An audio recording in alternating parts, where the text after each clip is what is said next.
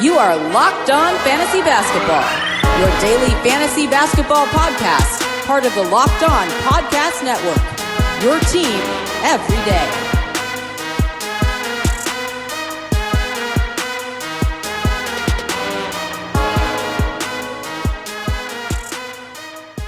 Hello and welcome to the Locked On Fantasy Basketball podcast, brought to you by Basketball Monster. My name is Josh Lloyd and I am the lead fantasy analyst at basketballmonster.com and at Yahoo Sports Australia, and you can find me on Twitter as always at redrock_bball and on Instagram at Locked On Fantasy Basketball. You're probably watching or listening to this on Christmas Day as the Christmas Day games have kicked off, and if that is the case, Merry Christmas to you, Happy Hanukkah, and whatever you celebrate around this time of the year. What we are doing in today's mini show is looking at sell-high options for fantasy basketball. Michael Bolton. Let's get to it. Of course, I'll be back after all of the Christmas Day games are finished to wrap them up, recap them, and talk about the fantasy implications and any injury news that has come out in the last couple of days. But now, looking at sell-high situations, the first guy I want to look at...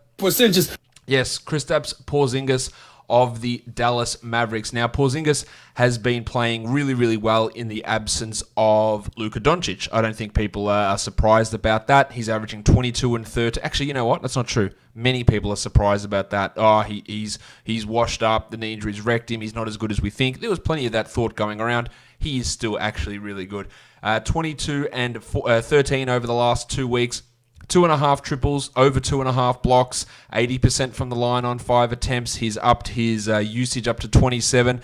But then when Doncic returns, which is probably going to be next game, we see Porzingis take that back seat. So, at the moment, as the 20th ranked player over this time frame, he's 56th over the season. I think his real-life value sits probably between that 35 to 45 mark. So it's not a huge sell-high situation, but this is the time. Sell him on the double-double streak that he's got going, the 20 and 10 type player, big blocks and big threes. That's a really, really appealing player. It's just rust that he was shaking off, getting back to it after not playing for 20 months. And you know what? Maybe that is actually the case, and maybe he puts these numbers out. I don't think it'll be the situation, and Doncic will come in and have an impact on him. But you might be able to get 10, 15, 20 spots worth of value in a deal if you look to do it for Porzingis at the moment.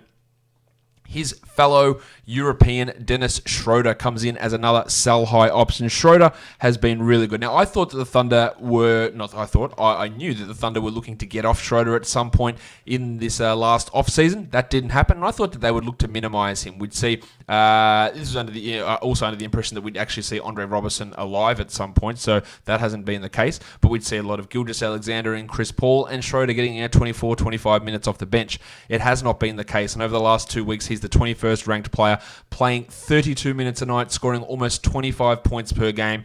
Now, why do I think he's going to fall off? Well, a couple of things. His usage is at 32%. That is a very, very high number. His true shooting is at 64%, also a ridiculously high number. 50% on twos, 93% from the line on 6 attempts.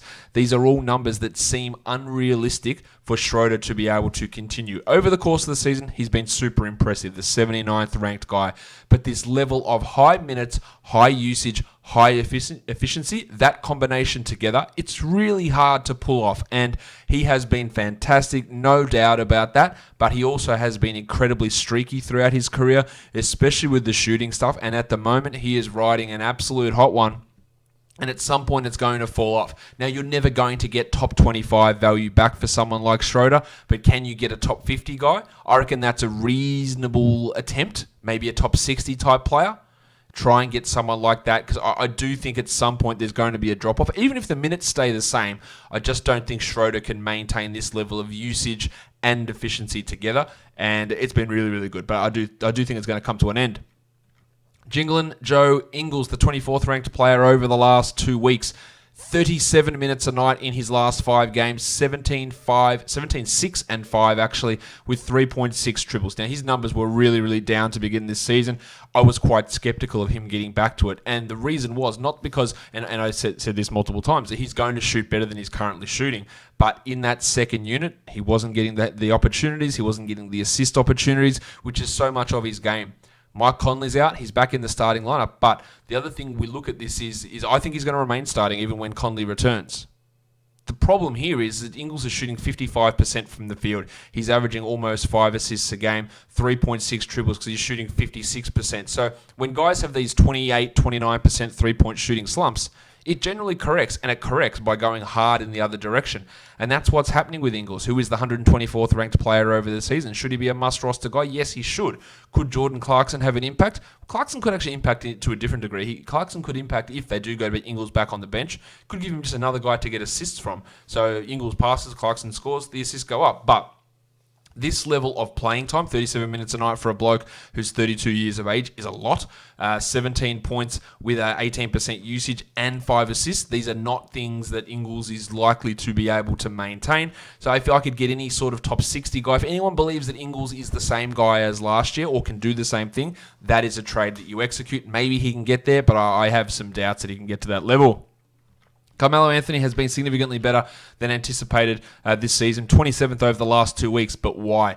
It's not that he's shooting the lights out. Now, he is shooting better, 46% from the field, 93% from the line. Melo is not that good of a shooter usually, and he's also absolutely lights out from three, 43% from three, and that might not seem lights out when we talk about Ingles shooting 57%, but go back and look through Melo's career. He's like a 34, 35% three-point shooter almost every season. So there is, and maybe he's improved to be a 38% guy. That's completely reasonable. He's averaging 17.5 and 8. That's strong, but why is he this high? Well, he's averaging 2 blocks a game and 1.4 steals a game. Again, look at the history of Melo. This is a situation where he's played, 15 games so far this season. I made that number up, but it's around that mark.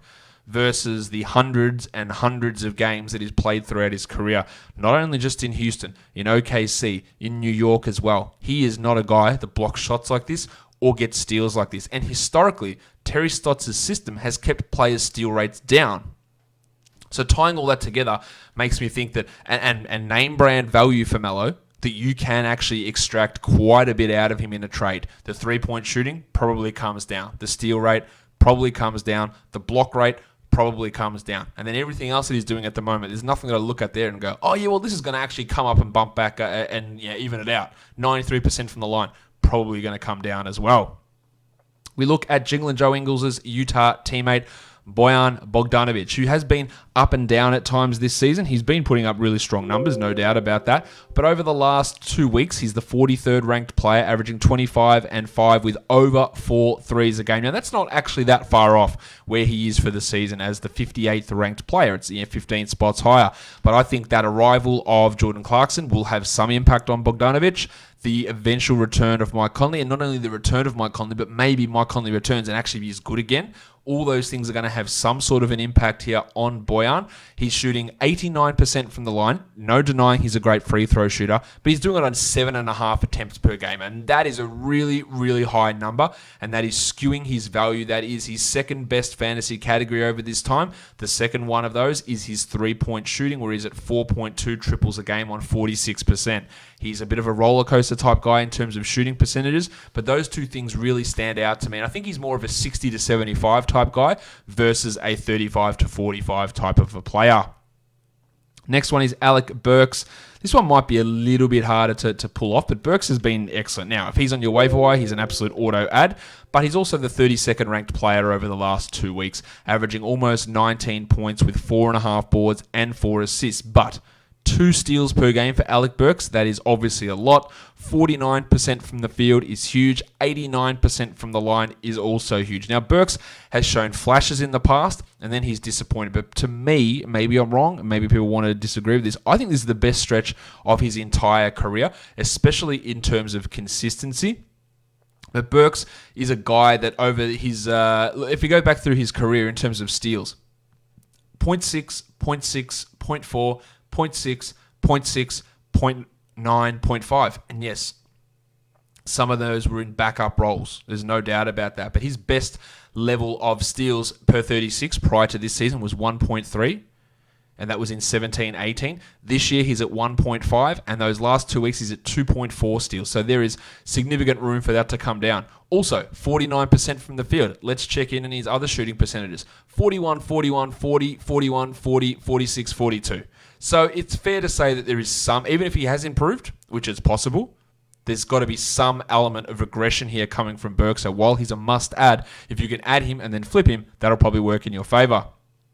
Spencer Dinwiddie, I talk about this one all the time. I just got to have him on this list, though. We don't know when Kyrie's coming back, although that latest report says another 2 to 3 weeks, which is obviously a frustrating thing. If you can get a top 25, a top 35 guy back for Dinwiddie, I think you do that deal. If you get a top 70 guy back, I don't think you do. But he's on this list just in case, because you never know what dumb shit is going to happen in a league. There will be bad trades in people's leagues all the time. All it takes is one guy to come in and offer you a real odd, strange type deal and go, well, maybe I think John Collins is going to get suspended for PEDs again. I think Karl Anthony Towns, because their Wolves are bad, he's going to get shut down. And you can have Towns for Dinwiddie. And Kyrie's a soft cock and he's going to be out for the whole season. Someone will think like that. There will definitely be. There's definitely someone out there who thinks a combination of those two things. Kyrie's a soft cock, and Towns is going to get shut down. Therefore, can you get a Dinwiddie for Towns trade? Like it's legitimately a thing where most rational people will go, "This is stupid. This is ridiculous." But there's people out there that think that. So that's the sort of thing you should be trying to do. But again, he is always a tough one because of that Kyrie situation. Miles Turner. Talked about him in the buy low a little bit of time ago because, despite the usage lack and the rebounding issues, which haven't changed too much, the usage has bumped up because they are staggering him and Sabonis more. What I talked about in that was he wasn't going to be a 35% shooter. Turns out that was correct because over the last 2 weeks, he's shooting 55% from the field, 41% from three, including 70% from two. Now, if you know Miles Turner's game, he's not a 70% shooter from two.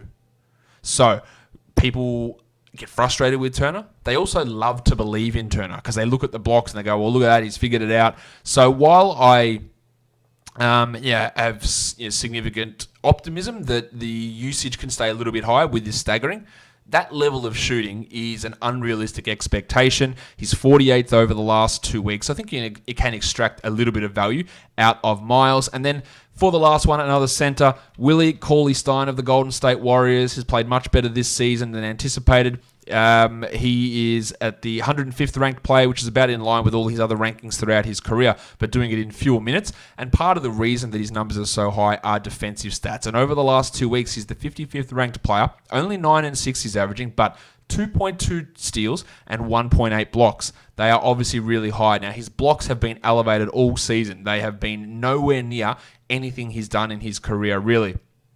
2.1 blocks per 36 this year. His best prior to that was his rookie season at 1.7. And last year, it was an absolutely Evan Fournier-esque 0.8 blocks per 36 minutes. So it's a massive, massive, massive change from Cauley-Stein. His efficiency is also up. So there will be someone out there that believes in him. And I've gotten into arguments about Cauley-Stein before. Nah, man, this is all he needs, this opportunity. He's an elite defender. I don't believe that. But I also acknowledge that he's improved significantly this season in certain areas, especially in that block rate. But I don't think he's a 55th best player. So if you can get a top 75 type of guy back for Will, I think that would be doing a good job. But that'll do it for me today. I hope you guys are enjoying your day. And if you want to enjoy it even more, just hit that subscribe button. Apple Podcasts, Google Podcasts, Stitcher, Spotify, YouTube. I'm losing my words. Give me 5 stars. Give me a comment. Share it with your friends. It's your Christmas gift to me, guys. We are done here. Thank you so much for listening, everyone. See ya.